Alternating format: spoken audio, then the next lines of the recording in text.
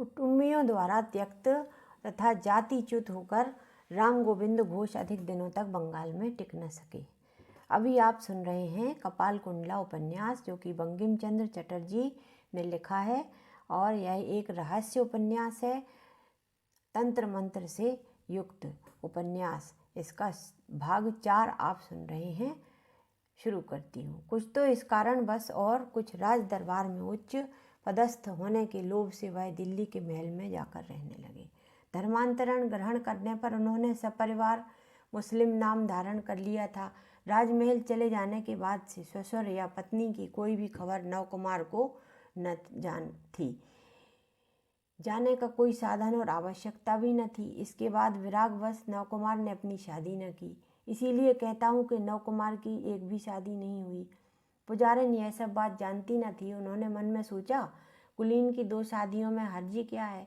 उन्होंने प्रकट रूप में कहा, आपसे एक बात पूछने के लिए आई थी, और वह बात यह है कि जिस कन्या ने आपकी प्राण रक्षा की है उसने परहितार्थ आत्म प्राण नष्ट किया है। जिस महापुरुष के पास वह अब तक प्रतिपालित हुई है वह बड़े भयंकर स्वभाव का है। उसके पास फिर लौट कर जाने में जो दशा आपकी हुई थी वही दशा इसकी होगी। इसके प्रतिकार का कोई उपाय क्या आप निकाल सकते हैं? नवकुमार ने कुछ देर सोचा, उठकर बैठ गए। बोले, मैं भी ऐसी ही आशंका कर रहा था। आप सब कुछ जानती हैं, इसका कोई उपाय कीजिए। मेरे प्राण देने से भी यदि कोई उपकार हो सके, इसके प्राण बच सकें, तो मैं उस पर भी राजी हूँ।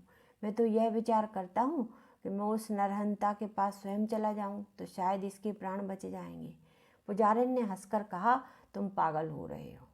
इससे क्या फायदा होगा? तुम्हारा प्राणनाश तो होगा ही, साथ ही इस बेचारी पर भी उसका क्रोध प्रशमित न होगा। मित्रों, मेरी चैनल को सब्सक्राइब कीजिएगा और शेयर भी कीजिएगा, लाइक कीजिएगा, ताकि मैं और भी अच्छे अच्छे उपन्यास और कहानियाँ आपके लिए लेकर आ सकूं। इसका केवल एक ही उपाय है। नवकुमार ने कहा, कैसा उपाय? अधिकारिणी ने कहा, आपके साथ इसका पलायन, लेकिन यह कठिन है। हमारे यहाँ रहने पर 2-1 दिन में ही तुम लोग फिर पकड़ लिए जाओगे। इस देवालय में उस महापुरुष का आना जाना प्रायः हुआ करता है, अतः कपाल कुंडला के भाग्य में अशुभ ही दिखाई पड़ता है। नवकुमार ने आग्रह के साथ पूछा, मेरे साथ भागने में कठिनाई क्या है? अधिकारिणी बोली, यह किसकी कन्या है, किस कुल में इसका जन्म है, यह आप कुछ भी नहीं जानते। किसकी पत्नी है, किस चरित्र की है, यह भी नहीं जानते। फिर क्या आप इसे संगिनी बनाएंगे? संगिनी बनाकर ले जाने पर भी क्या आप इसे अपने घर में स्थान देंगे? और यदि आपने स्थान न दिया तो यह अनाथा कहाँ जाएगी? नवकुमार ने थोड़ा विचार करने के बाद कहा, अपनी प्राण रक्षिका के लिए ऐसा कोई कार्य नहीं जिसे मैं न कर सकूं। यह मेरी परिवार भुक्ता होकर रह सकेंगी। अधिकारिणी ने कहा, ठीक है, लेकिन जब आपके आत्मीय स्वजन पूछेंगे कि यह किसकी स्त्री है तो आप क्या उत्तर देंगे? नवकुमार ने चिंता करके कहा, आप ही इसका परिचय मुझे बता दें। आप जो कहेंगी मैं वही कहूँगा। अधिकारिणी ने कहा, अच्छा, लेकिन इस लंबी राह में कोई 15 दिनों तक एक दूसरे की बिना सहायता के कैसे रह सकोगे? लोग देख सुनकर क्या कहेंगे? फिर संबंधियों से क्या कहोगे? इधर मैं भी इस कन्या को पुत्री कह चुकी हूँ। मैं भी एक अज्ञात युवक के साथ इसे परदेश कैसे जाने दे सकती हूँ? बीच की दलाल दलाली में कम नहीं है। नवकुमार ने कहा, आप भी साथ चलिए। अधिकारिणी ने कहा, मैं साथ जाऊंगी तो भवानी की पूजा कौन करेगा? नवकुमार ने क्षुब्ध होकर कहा, तो क्या आप कोई उपाय कर नहीं सकती? अधिकारिणी ने कहा, उपाय केवल एक है, लेकिन वह भी आपकी उदारता पर निर्भर करता है। नवकुमार ने कहा, वह क्या है? मैं किस बात में स्वीकृत हूँ? क्या उपाय है, बताइए, मैं सब करूँगा। अधिकारिणी ने कहा, सुनिए, यह ब्राह्मण कन्या है, इसका हाल मैं अच्छी तरह जानती हूँ। यह कन्या बाल्यकाल में क्रिस्तानों द्वारा अपहृत होकर ले जाई जा रही थी और जहाज टूट जाने के कारण इसी समुद्र तट पर छोड़ दी गई। वह सब हाल बाद में आपको उस कन्या से ही मालूम हो जाएगा। इसके बाद कापालिक ने इसे अपनी सिद्धि का उपकरण बनाकर इसका प्रतिपालन किया। शीघ्र ही वह अपना प्रयोजन सिद्ध करता। यह अभी तक अविवाहित है और साथ ही में चरित्र में पवित्र है। आप इसके साथ शादी कर लें, कोई कुछ भी इस प्रकार कह न सकेगा।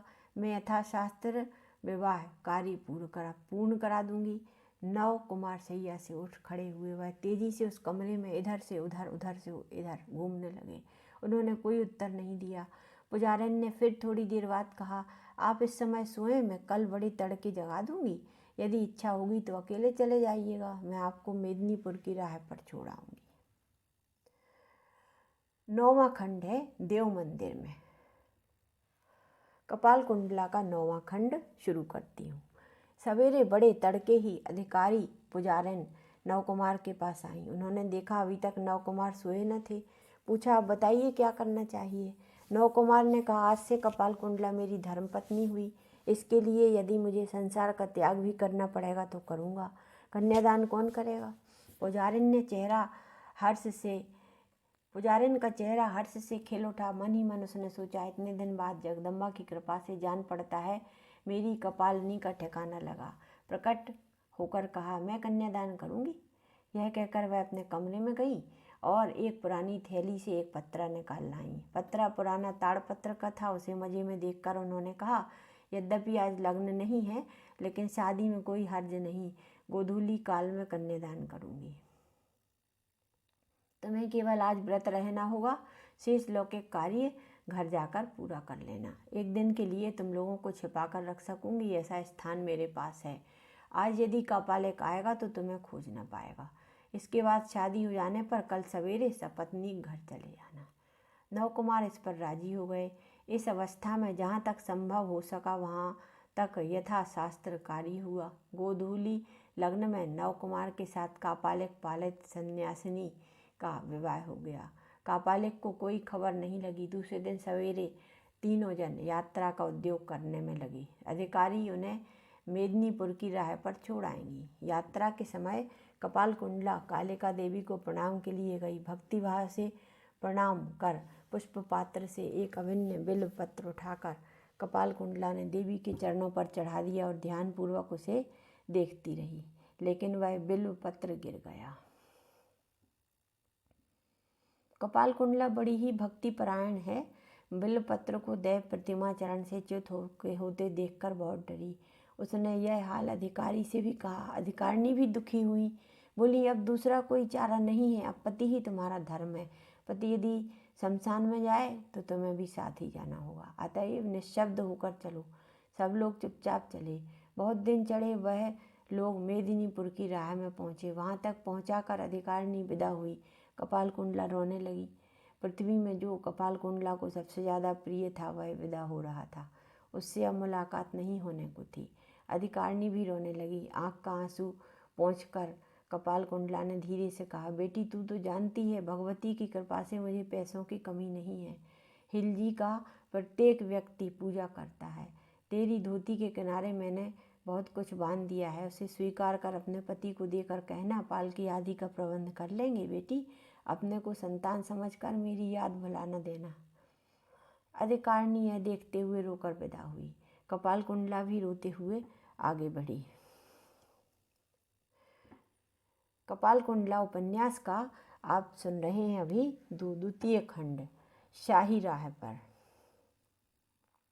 किसी लेखक ने कहा है, मनुष्य का जीवन काव्य विशेष है।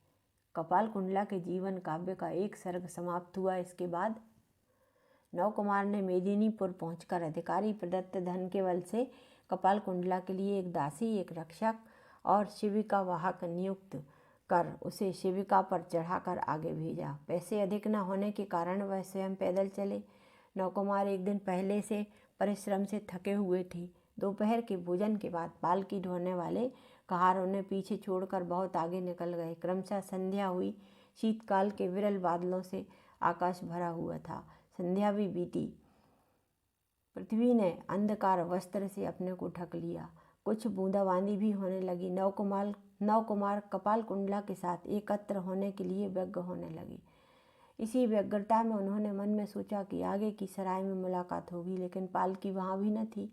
रात कोई 9 बजे का समय हो आया। नवकुमार तेजी से पैर बढ़ाते हुए आगे बढ़ रहे थे कि एकाएक कोई कड़ी चीज़ उनके पैर के नीचे आई और ठोकर लगी। पैर की ठोकर से वह वस्तु कड़कड़ाकर टूटी। नवकुमार खड़े हो गए। फिर पैर बढ़ाया, लेकिन फिर ऐसा ही हुआ। पैर से लगने वाली चीज को हाथ उठाकर देखा, वह टूटा हुआ तख्ता था। आकाश के बादलों से घिरे रहने पर भी प्रायः ऐसा अंधकार नहीं रहता कि कोई बड़ी वस्तु दिखाई न पड़े। सामने कोई बहुत बड़ी चीज पड़ी थी। नवकुमार ने गौर से देखकर जान लिया कि वह चीज टूटी हुई पालकी है। पालकी देखते ही नवकुमार का हृदय कांप उठा। कपाल कुंडला की विपद की आशंका हुई। शिविका की तरफ आगे बढ़ करने पर किसी कोमल वस्तु से उनका पद स्पर्श हुआ। यह स्पर्श कोमल मनुष्य जैसा जान पड़ा। तुरंत बैठकर हाथ से टटोलकर देखा, मनुष्य शरीर ही था, लेकिन साथ ही कोई द्रव्य पदार्थ भी हाथ से लगा है। मनुष्य शरीर लेकिन बर्फ जैसा ठंडा, नाड़ी देखी चलती न थी। क्या यह मृत है? विशेष मन लगाकर देखा, श्वास प्रश्वास का शब्द सुनाई पड़ रहा था। श्वास है तो नाड़ी क्यों नहीं चलती? क्या यह रोगी है? नाक पर हाथ रखकर देखा, सांस बिल्कुल जान न पड़ी। फिर यह शब्द कैसा? शायद कोई जीवित व्यक्ति भी यहाँ है। यह सोचकर उन्होंने पूछा, कोई यहाँ जिंदा है? धीमे स्वर में उत्तर मिला, है। नवकुमार ने पूछा, तुम कौन हो? उत्तर मिला, तुम कौन हो? नवकुमार को यह स्वर स्त्री के जैसा जान पड़ा। व्यग्र होकर उन्होंने पूछा, क्या कपाल कुंडला? स्त्री ने कहा, कपाल कुंडला कौन है? मैं नहीं जानती, मैं पथिक हूँ, अवश्य डाकुओं के द्वारा निकुंडला हुई हूँ। व्यंग सुनकर नवकुमार कुछ प्रसन्न हुए। पूछा, क्या हुआ है? उत्तर देने वाली ने कहा, डाकुओं ने मेरी पालकी तोड़ दी, मेरे एक रक्षक को मार डाला, बाकी सब भाग गए, और डाकुओं ने मेरे अंग के सारे गहने लेकर मुझे पालकी से बांध दिया। नवकुमार ने अंधकार में ही जाकर देखा कि वस्तुतः एक स्त्री पालकी में कसकर कपड़े से बंधी है। नवकुमार ने शीघ्रतापूर्वक उसके बंधन खोले और पूछा, क्या तुम उठ सकोगी? स्त्री ने जवाब दिया, मेरे पैर में लाठी की चोट है, पैर में दर्द है, फिर भी जरा सहायता मिलते ही उठ खड़ी होंगी। नवकुमार ने हाथ बढ़ा दिया। रमणी उसकी सहायता से उठी। नवकुमार ने कहा, क्या चल सकोगी? इस प्रश्न का कोई जवाब न देकर रमणी ने पूछा, आपके पीछे क्या कोई पथिक आ रहा था? नवकुमार ने कहा, नहीं। स्त्री ने फिर पूछा, यहाँ से चट्टी कितनी दूर है? नवकुमार ने जवाब दिया, कितनी दूर है यह तो मैं नहीं कह सकता, लेकिन जान पड़ता है कि निकट ही है। स्त्री ने कहा, अंधेरी रात में अकेली जंगल में बैठकर क्या करूँगी? आपके साथ अगली मंजिल तक चलना ही उचित है, शायद कोई सहारा पाने पर चल पाऊंगी। नवकुमार ने कहा, विपद काल में संकोच करना मूर्खता है, मेरे कंधे का सहारा ले लो। स्त्री ने भी मूर्ख का कार्य न किया। नवकुमार के कंधे का सहारा लेकर वह चली। सचमुच चट्टी करीब ही थी। उन दिनों में चट्टी के करीब भी ऐसे दुष्कांड हुआ करते थे। इसमें डाकू कोई संकोच न करते थे। थोड़ी ही देर बाद नवकुमार उस स्त्री को साथ में लेकर चट्टी जा पहुँचे। नवकुमार ने देखा कि इसी चट्टी में कपाल कुंडला भी पहुँच गई है। उसकी दासियों ने उनके लिए एक कमरा ले रखा था। नवकुमार ने अपने साथ आई उस रमणी के लिए अपने बगल की कोठरी ठीक करके उसे उसमें बैठाया। आज्ञानुसार घर की मालकिन एक प्रदीप उस कमरे में रख गई। प्रदीप प्रकाश में अब नवकुमार ने देखा कि वह रमणी असाधारण सुंदरी है। रूप राशि तरंग में उसके यौवन की शोभा श्रावण मास की भरी हुई नदी की तरह उछली पड़ती थी। दूसरा खंड आया इसका सराय में। कपाल कुंडला का दूसरा खंड है सराय में। कैसा योषित प्रकृति चपला। यदि रमणी निर्दोष सौंदर्य विशिष्टा होती तो कहता, पुरुष पाठक है आपकी गृहिणी जैसी सुंदरी है, और सुंदरी पाठिका रानी यह आपकी शीशे में पड़ने वाली प्रतिछाया जैसी है। ऐसा होने से रूप वर्णन का शीघ्र ही अंत हो जाता। दुर्भाग्यवश यह सर्वांग सुंदरी नहीं है, इसलिए निरस्त होना पड़ता है। यह निर्दोष सुंदरी नहीं है, यह कहने का प्रथम कारण यह है कि इसका शरीर मध्यम आकृति की अपेक्षा कुछ दीर्घ है, दूसरे अधरोष्ठ चिपटे हैं, तीसरे वास्तविक रूप में यह गोरी भी नहीं है। शरीर कुछ दीर्घ अवश्य, लेकिन हाथ पैर हृदय आदि सर्वांग सुडौल और निठोल हैं। वर्षा काल में लता जैसे अपने पत्र आदि की बहुलता के कारण भरी पूरी और झलझलाती रहती है, वैसे ही इस कामिनी की देह लता भी पूर्णता से झलझला रही है। अतएव शरीर के इस दीर्घ होने पर भी वह पूर्णता के कारण शोभा का ही कारण हो गया है। जिन्हें हम वास्तव में गौरांगी कहते हैं, उनमें किसी का रंग पूर्ण चंद्र कौमुदी की तरह, किसी का ईर्ष्यदारक तो उषा जैसा होता है। इस रमणी का वर्ण इन दो में से कोई भी नहीं था, अतः इसे प्रकृति गौरांगी ना कहे जाने पर भी इसका वर्ण मनोमुग्ध कर अवश्य है। जो हो यह श्याम वर्णा है। श्यामा या श्याम वर्ण कृष्ण का जो रंग वर्णित है यह वह रंग नहीं है, तब तो कंचन विशिष्ट श्याम वर्ण है। यह पूर्ण चंद्र कर लेखा या हेमाम्बुद करनी किरीटिनी उषा आदि गौरांगियों की प्रतिमा है। तो बसंत जनित नव आम्र मंजरी की शोभा इन श्यामांगियों की भी है। पाठकों में अनेक गौरांग वर्ण की प्रतिष्ठित करते होंगे, लेकिन यदि कोई श्याम की माया से मुग्ध है तो उसे हम वर्ण ज्ञान शून्य नहीं कह सकते। इस बात से जिन्हें विरक्ति पैदा होती हो, कृपा करके एक बार नव मंजरी बिहारी भ्रमण श्रेणी की तरह इस उज्ज्वल श्याम ललाट विलंबी की याद करें। उस सप्तमी चंद्राकृति ललाट के नीचे की वक्र भ्रकुटी की याद करें। उन पके हुए आम्र पुष्प के रंग वाले कपोलों को याद करें। उसके बीच पक्व बिंबाधर ओष्ठों को याद करें तो इस अपरिचिता रमणी को सुंदरी प्रधान समझकर और अनुभव कर सकेंगे। दोनों आंखें एकदम बड़ी बड़ी नहीं हैं, लेकिन बड़ी ही बंकिम सुरेखा वाली हैं और उनमें बहुत अधिक चमक है। उसका कटाक्ष स्थिर लेकिन मर्मभेदी है। यदि तुम्हारे ऊपर उसकी दृष्टि पड़े तो यही समझोगे कि वह तुम्हारे हृदय तक का हाल देख रही है। देखते देखते उस मर्मभेदी दृष्टि से भावांतर हो जाता है।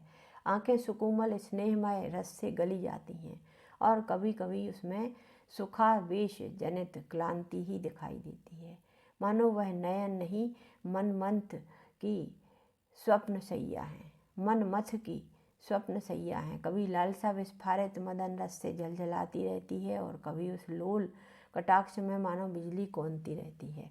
मुख की कांति में दो अनिर्वचनीय शोभा है। पहली सर्वत्र गामिनी बुद्धि का प्रभाव, दूसरी महान आत्मगरिमा। इस कारण जब वह मराल जैसी ग्रीवा टेढ़ी कर खड़ी होती है तो सहज ही जान पड़ता है कि यह रमणी कुल राज्ञी है।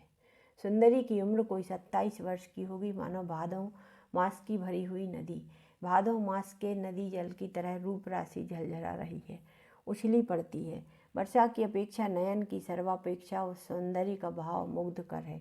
पूर्ण यौवन के कारण समूचा शरीर थोड़ा चंचल है। बिना वायु के नव शरद की नदी जैसे मंथर चंचला होती है, ठीक वैसे ही चंचल वह चंचलता क्षण क्षण पर नए नए शोभा के विकास के कारण है। नव कुमार निमेष शून्य हो उस नित्य नव शोभा को निरख रहे थे। सुंदरी नव कुमार की निवेश शून्य आंखें देखकर बोली, आप क्या देखते हैं? मेरा सौंदर्य? नव कुमार भले आदमी थे। अप्रतिभ होकर शर्मा कर उन्होंने आंखें नीची कर लीं। नव कुमार को निरुत्तर देख अपरिचित रमणी ने फिर हंसकर कहा, आपने क्या कभी किसी युवती को देखा नहीं है? अथवा मैं ही बहुत सुंदर दिखाई देती हूँ?